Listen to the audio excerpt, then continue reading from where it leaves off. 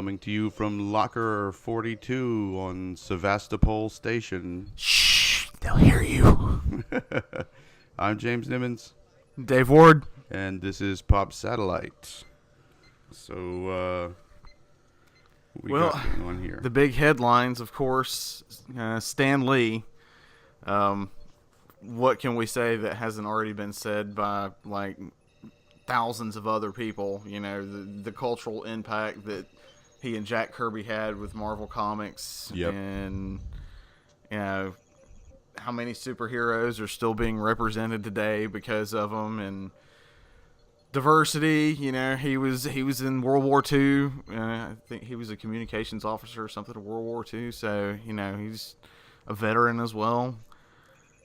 He lived to a ripe old age of 95. Yeah, you know, I mean, I think in the past 10 years, people were expecting him to just, like, you know, go at any time. Let's not lose our treasure, Stanley. But it's going to happen. It's unavoidable. Death is. Yeah, and then we also, Douglas Rain, who was the voice of the HAL 9000 computer, theatrical actor, Canadian, of his own right. He also died just a few hours after Stan did. Wouldn't it be creepy if he had a recording of himself and one of those eyes, those HAL eyes in his coffin?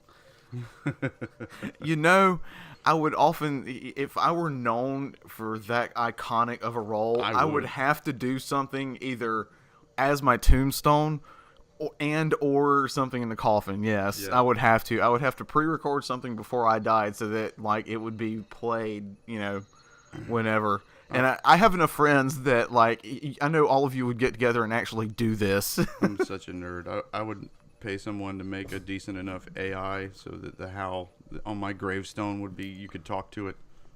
It would be cheap. But, yeah, so speaking of things ending, YouTube canceled a channel for some of the footage that they displayed from the new Red Dead Redemption 2. And it was of a guy. It was Scirocco Gaming, and you can do a lot of crazy stuff on this game. Yes, you can do a lot of crazy stuff on any Rockstar game, but the thing that got this guy banned was, I think he titled his video "Annoying Feminist Gets Fed to Gator" or something like that. Oh no! But the character of the suffragette woman, the suffragist. In the story, she does say a bunch of nearly offensive things. She's annoying on purpose. She's meant to test your mettle. You know what I mean? You're not right. She's there for you to either put up with or silence.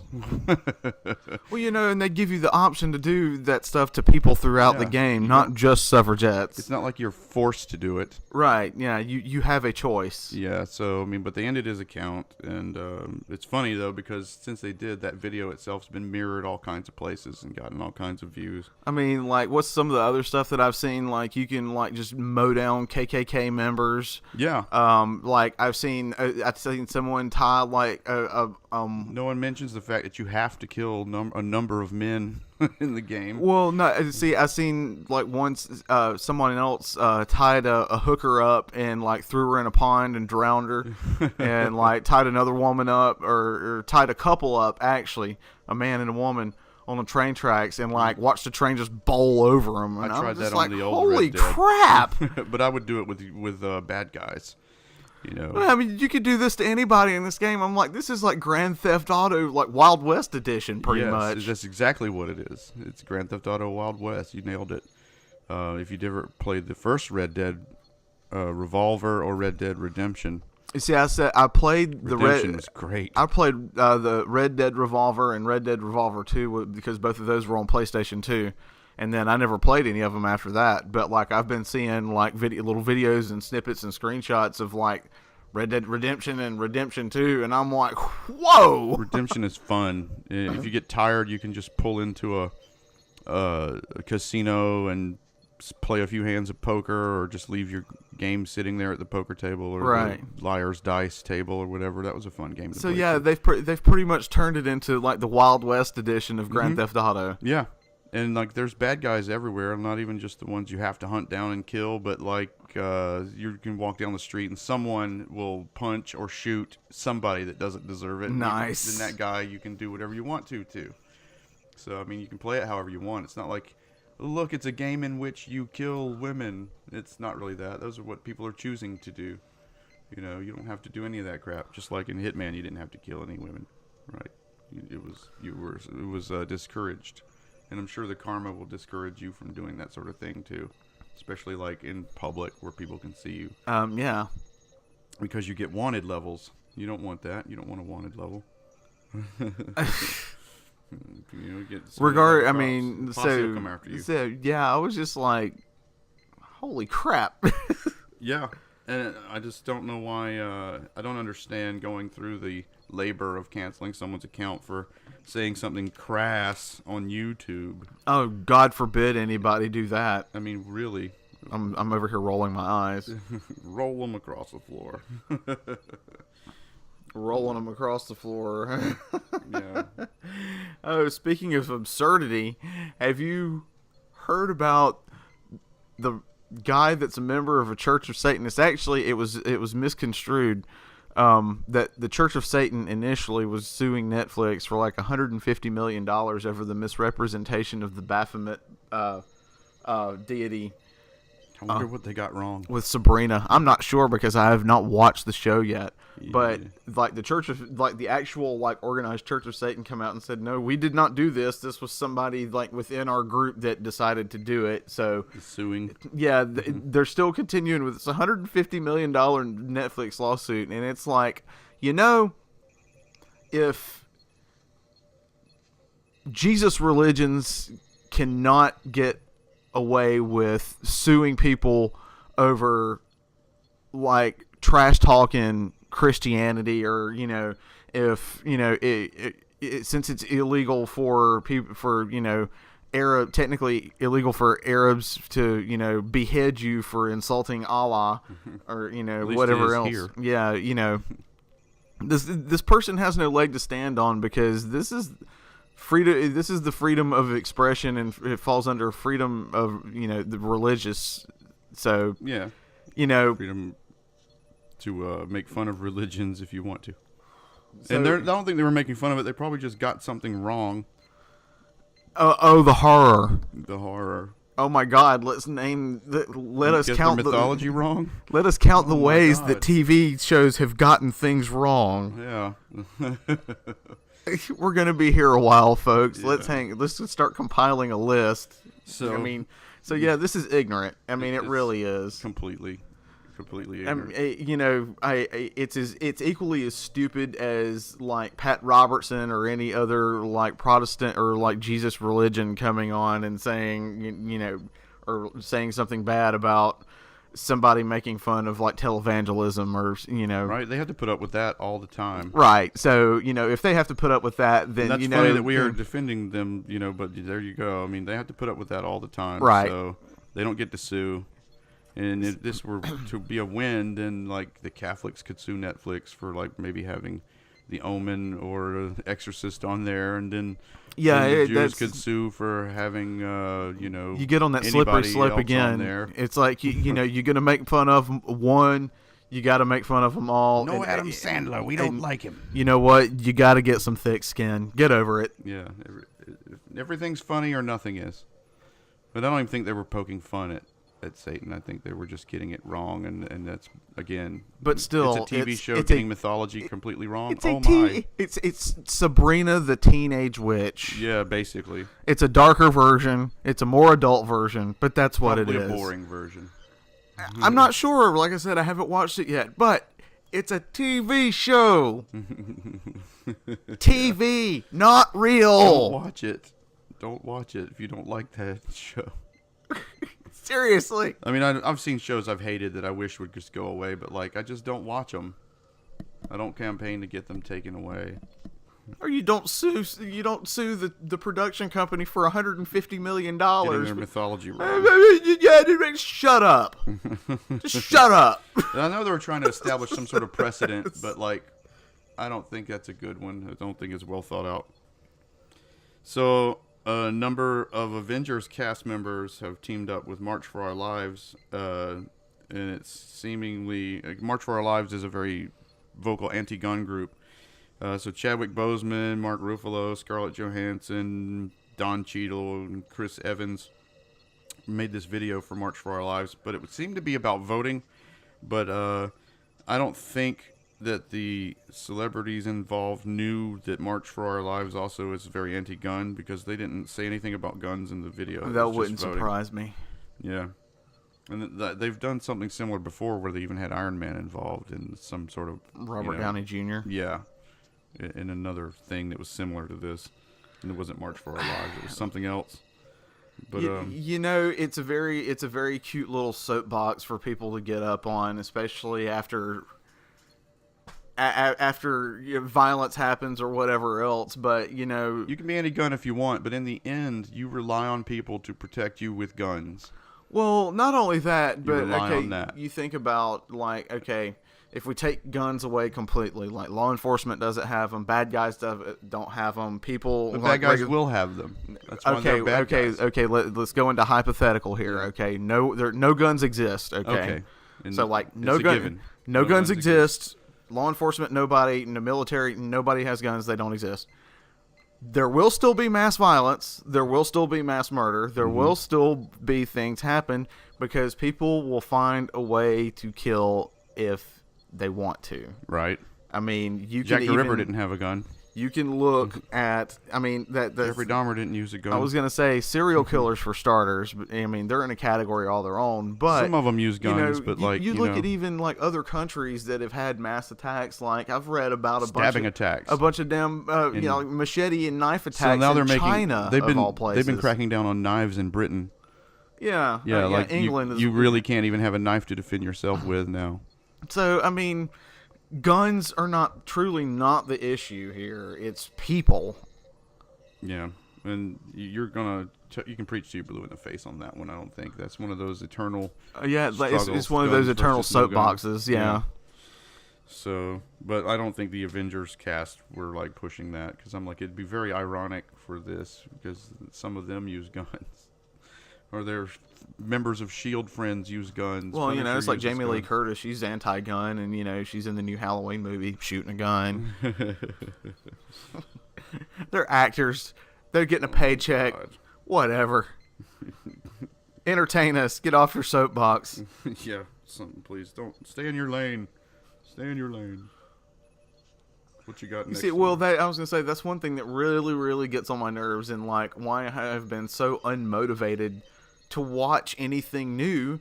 It's because I look at all these articles about these showrunners and the directors or whatnot, and always gets preachy. They're always like, oh, well, this character's going to represent the evil that's going on right now, and blah, blah, blah. No! Let's just have some story. Keep it simple. I'm already aware of everything that's going on. This is our escape from it. Yeah. Don't drag it in through the mud that we already have to watch elsewhere. Into fantasy. Leave our fantasies alone. Stop it! Just stop it. Stop it. That's my new motto. Just stop! Just stop. And it'd be a Nike symbol. Just stop it. It's something we can make. Yeah. Oh, here's something comedic. Yeah. That for 2019, the remake of Child's Play and Toy Story 4 are releasing on the same weekend. So you get good toys or bad toys? I would rather see the remake of Child's Play than Toy Story 4. Yeah, I was going to say, it's going to be a race to see who outgrosses. It's going to be parents taking their kids to see Toy Story versus the old school horror fans going to see Chucky. So you're going to have people our age going to see Child's Play and that don't have kids. And then people our age that are married and have to take the kids out, they're going to Toy Story. I say that it's ironic though that I don't want to see it. Me being a 3D animator and all that, I don't care. I just don't care. Well, I mean, the old one is old school animatronics. You know, that's actual like work. So is the new one going to be CGI, Chucky? I have no idea. I have not looked. Better off leaving it in that uncanny valley with using traditional doll effects. They released like the first promo photo for it, and it's basically like the yellow Chucky box unopened. It's like sitting like in the typical like horror light and shadow backdrop. So. I don't know. I have not read anything on it. That'll be something we could talk about later on. But yeah, I would hope that they kept it animatronic. That's weird. Yeah, because I mean the doll itself, like the animatronic dummies, they would help keep that scary aspect of being in the uncanny valley. Catch the light perfect. It's just a lot of tiny things that you can could get wrong in CGI and then have it look quote unquote fake. There's a lot of people say that look fake. Well, like sci-fi. It looks bad like a sci-fi channel. Yeah. Lighting. Which even the new Bumblebee poster that I peeled yesterday, they dropped. I mean that's an example of good CGI. Yeah. Because it doesn't look like it's the photo and the backdrop are like separate from each other. No. And it looks good. I mean, even from the preview. Lighting. It got the lighting right. Even in the previews, it looked real.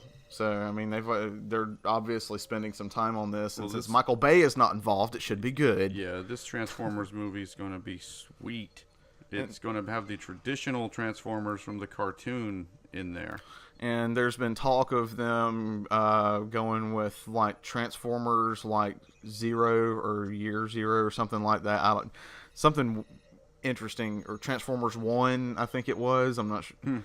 But, yeah, that would be the next movie, Transformers 1. Yeah, there we go, Transformers 1.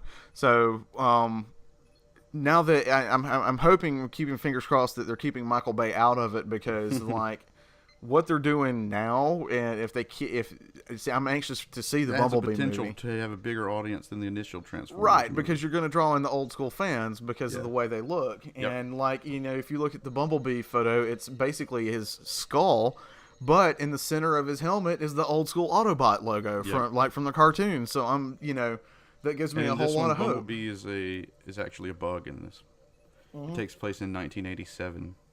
Yeah, it's supposed to take place like 20 years before the Michael Bay atrocities happened.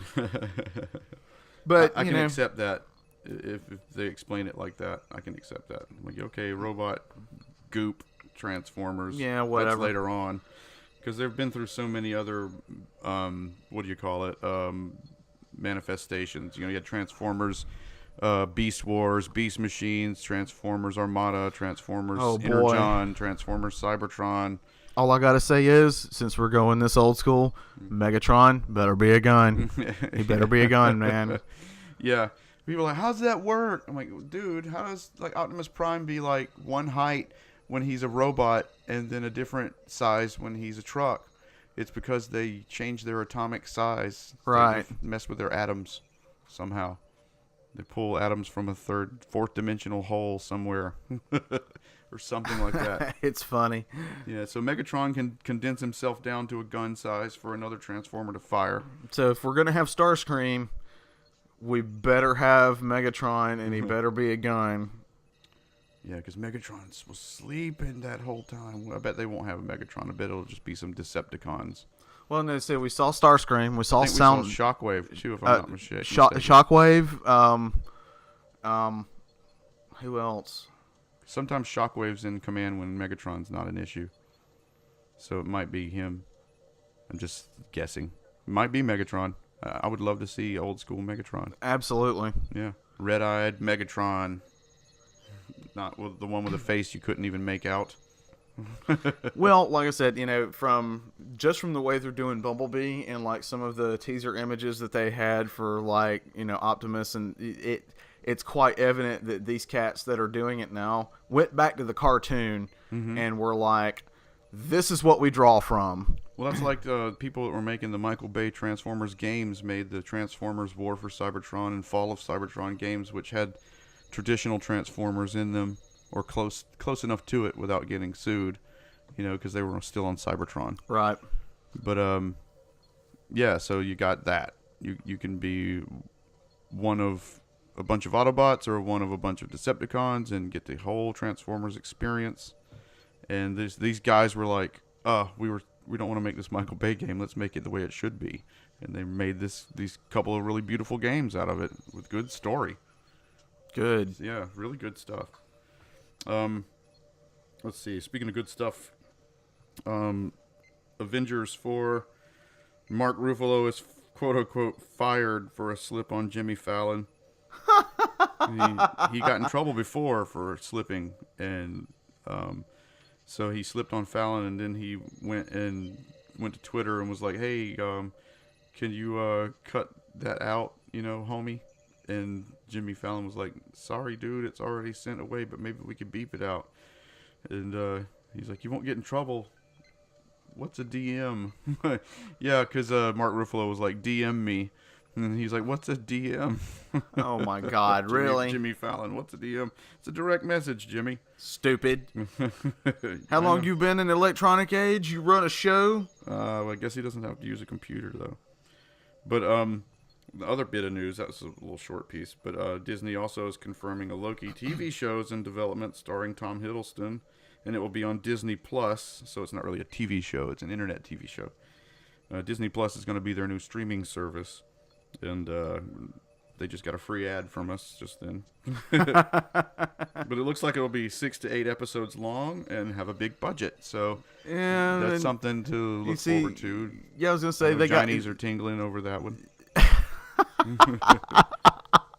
Make Chinese tingle. That's Disney's business. I was going to say they got Hiddleston involved, so yeah, it'll draw fans from everywhere. Yeah, female fans.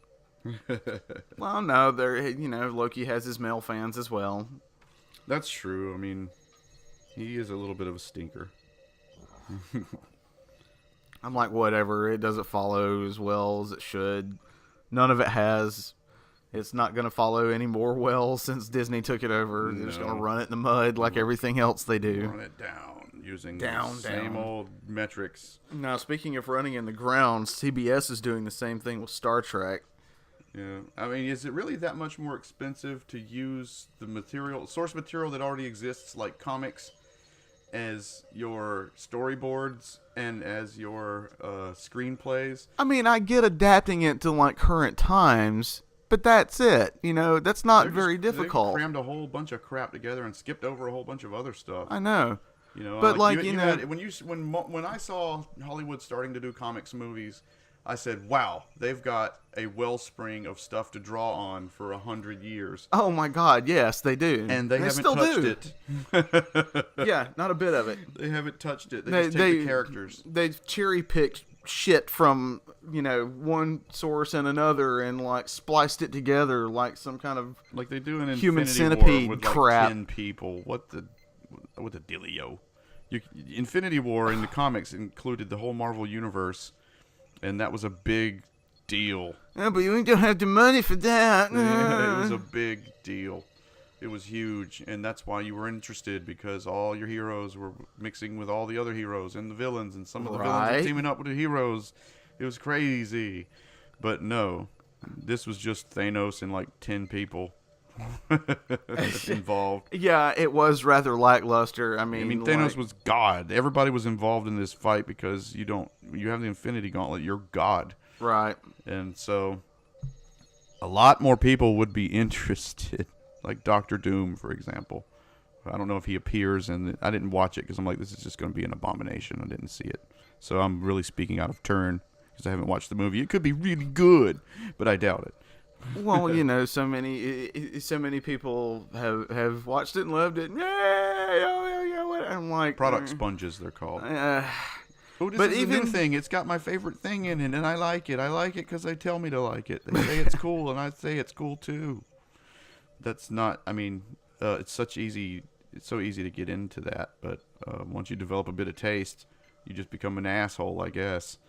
Because you tell people things suck sometimes, and they don't like hearing that. Must you be so negative? Yeah, I get that a lot. So negative all the time. Why can't you just be happy that everybody likes something? Just It's be like, because happy. I don't like it. It's like, I want people to be happy with a good story. I have a temper. and I'm intelligent. I can't say that I don't like it without being attacked. Seriously? Screw all of you that do that. Yeah, you being mean. No, I'm Yes. just having taste. Trying to protect you. You know what? You're making me be mean. You're trying to protect you from wasting your lifetime on things. Let us waste our lifetime and tell you it sucks. So in Marvel Comics, Conan is back. Nice. Yes, and so there's the official Marvel press release, and I get to read it in this voice. By Crom, the greatest sword and sorcery hero returns to Marvel. From... Where does it go? From an age undreamed, not able to read my own handwriting. Hither comes Conan the Cimmerian, black-haired, sullen-eyed, sword in hand, a thief, a reaver, a slayer, with gigantic melancholies and gigantic mirth to tread the jeweled throne of earth under his sandaled feet. That was a great bit of Conan. You sure that wasn't a Boss of the Goth song? Yeah, no, that's why I wanted to read it that way. Because it reminded me of a Balsa Goth song. But yeah, so Conan's making a comeback in Marvel, and I saw some covers, and he's